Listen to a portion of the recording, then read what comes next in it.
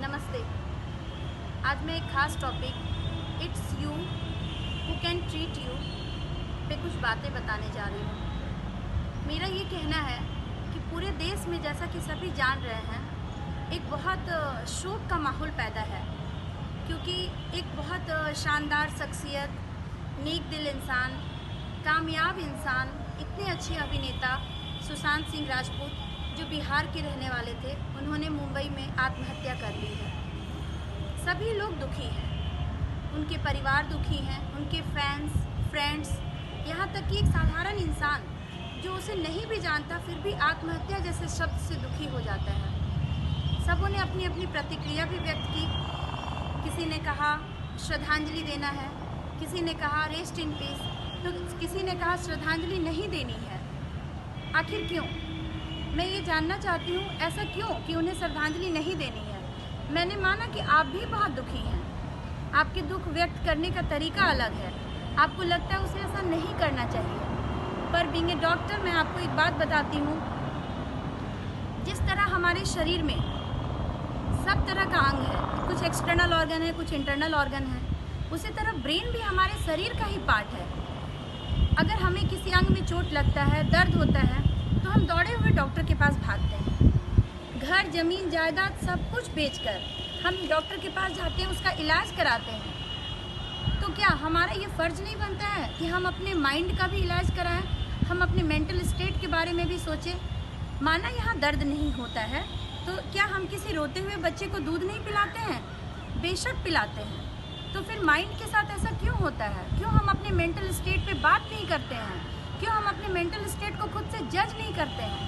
कौन करेगा ये जजमेंट? कब तक हम दूसरों पे आश्रित रहेंगे कि वो मेरा साथ छोड़ के चला गया तो हम दुखी हो जाएंगे, उसने ऐसी बातें बोल दी, उसने सोशल मीडिया पे मुझे ट्रोल कर लिया तो मैं दुखी हो जाऊंगी। कब तक ऐसा चलेगा? कभी ना कभी तो उस पर चेक लगाना पड़ेगा ना। और ये कौन है जो ये चेक लगाएगा? ये सिर्फ और सिर्फ आप हैं जो खुद पे चेक लगाएंगे। It's you, it's only you who can treat you, no one else. आपको पता है मेंटल इलनेस एक बीमारी है।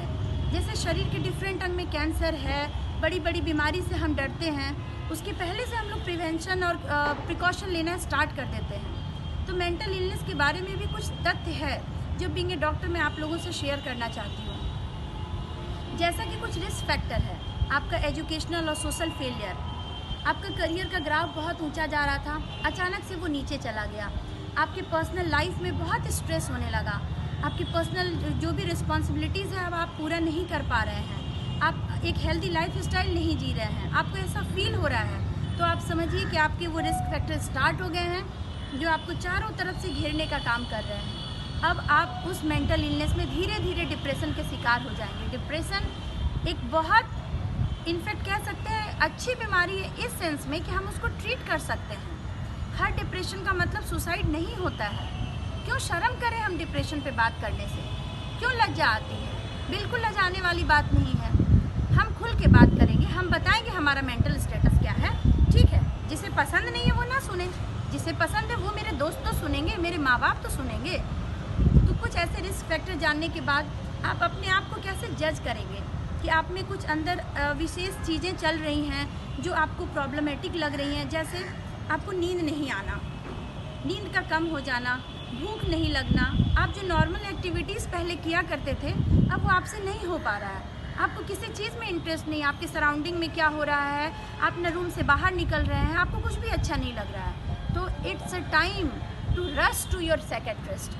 आप जाइए, दौड़िए उनके पास, आप कहिए कि मेरे साथ ऐसी चीज़ें हो रही हैं, क्योंकि अभी आपके हाथ में ट्रीटमेंट है, आप इलाज कर रहे हैं।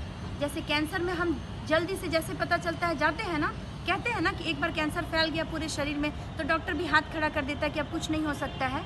तो इसमें भी जाइए, बातें करिए, लोगों से पूछिए, बताइए। आपके कोई तो दोस्त होंगे और पहले से भी कुछ टाइम अपने बिजी लाइफ से निकाल के कुछ दोस्तों के लिए, कुछ अपने परिवारजनों के लिए, जो भी आपको अच्छा लगता है उनके साथ एक रिलेशनशिप बनाइए। प्रॉब्लम सॉल्विंग एटीट्यूड रखिए। कैसे कहीं कन्फ्लिक्ट हो जाता है तो कभी चुप होकर निकल जाते हैं, कभी जवाब दे के निकल जाते हैं। तो हमें वो एटीट्यूड आना चाहिए कि कहाँ पे हमको किस तरह से निकलना है। इतने सारे ज्ञान, इतनी सारी पढ़ाइयाँ करने के बाद इतनी अच्छी मूवी उन्होंने बनाई। मुझे इतना अफसोस है छिछोरे फिल्म का, उनका कितना सारा डायलॉग जो बहुत ही अच्छा है। उन्होंने कहा कि सक्सेस होने में, रिज़ल्ट होने में कोई मतलब नहीं रखता है, आपको ये देखना होगा कि आपने मेहनत कितनी करी। एक छोटी छोटी गलती हम लोग भी अपने घरों में करते हैं। हम अपने बच्चे को हमेशा क्या कहते हैं, बेटा इस क्लास में तुमको A+ आ जाएगा तो तुमको एक अच्छी सी कार खरीद देंगे। कितना खुश हो जाता है कि बच्चा खुश होकर पढ़ेगा। हम कभी ये नहीं सोचते कि अगर A+ नहीं आया तो क्या होगा उसके साथ।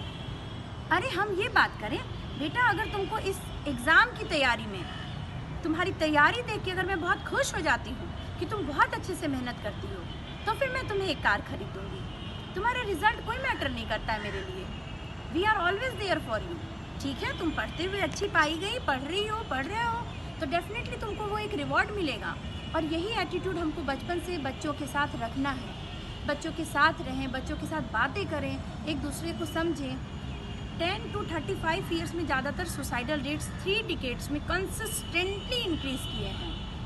8 लाख पीपल जो मर रहे हैं उसमें 1.5 लाख हमारे इंडिया से होते हैं। इंडिया में इतनी ऐसी क्या बात है, क्यों हम सोशल प्रेशर क्रिएट करते हैं? और अगर सोशल प्रेशर हो जाता है तो हम खुद को क्यों नहीं हैंडल कर सकते हैं? कौन देगा जवाब?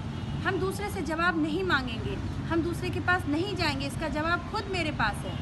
कहने दो जो कहता है, करने दो जो करता है। ये मेरी लाइफ है, मुझे करना है। मेरे माँ बाप ने मुझे पैदा किया है, मेरा फ़र्ज उनके प्रति नहीं बनता है और मैं दूसरों के प्रति सोचूं। अगर आपको इस तरह की कोई भी समस्या आती है, आप अपने डॉक्टर के पास जाएं, आप उनके द्वारा कही गई सारी बातों को अच्छे से फॉलो करें। वहाँ बहुत अच्छी काउंसलिंग होती है, आप जाकर तो देखिए।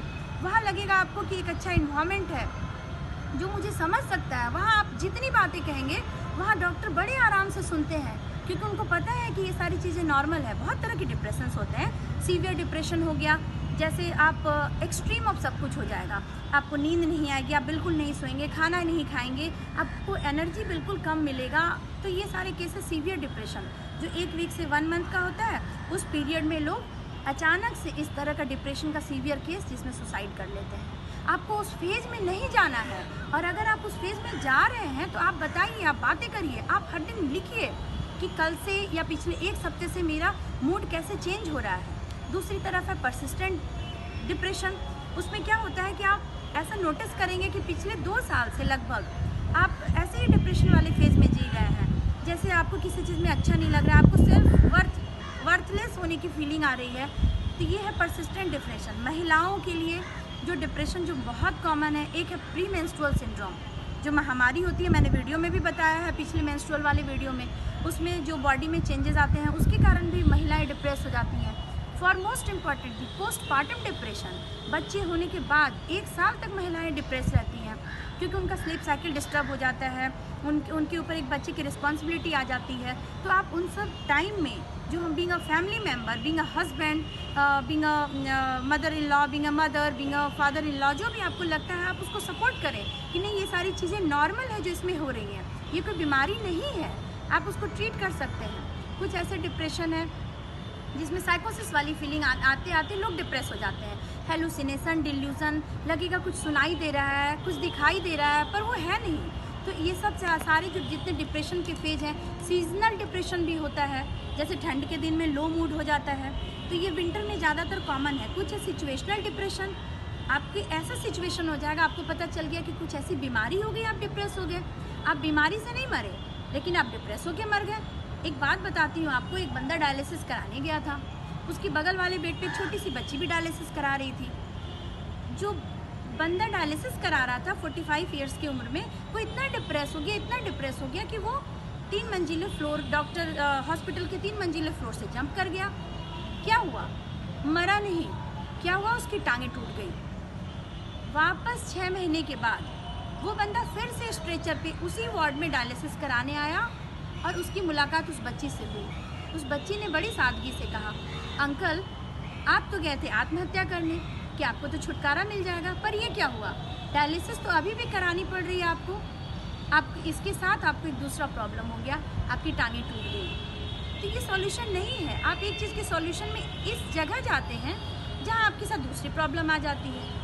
मेरी बात मानिए, आप अपने को एसेस करिए, आपके डॉक्टर बताएंगे कि आपको किस तरह का डिप्रेशन है। ये बहुत कॉमन बीमारी है, बहुत लोगों में पाया जाता है। कुछ लोग अपने आप को जज करते हैं क्योंकि it's only you who can treat you. वो जगह चेंज कर लेते हैं जब उनको डिप्रेशन होता है, घर का कलर चेंज कर लिया, कहीं बाहर घूमने निकल गए, किसी से बात कर लिया, वो तो चेंज कर लिए। तो अब हमारी बारी भी है और आपकी बारी भी है कि हम अपने आप को एसेस करें।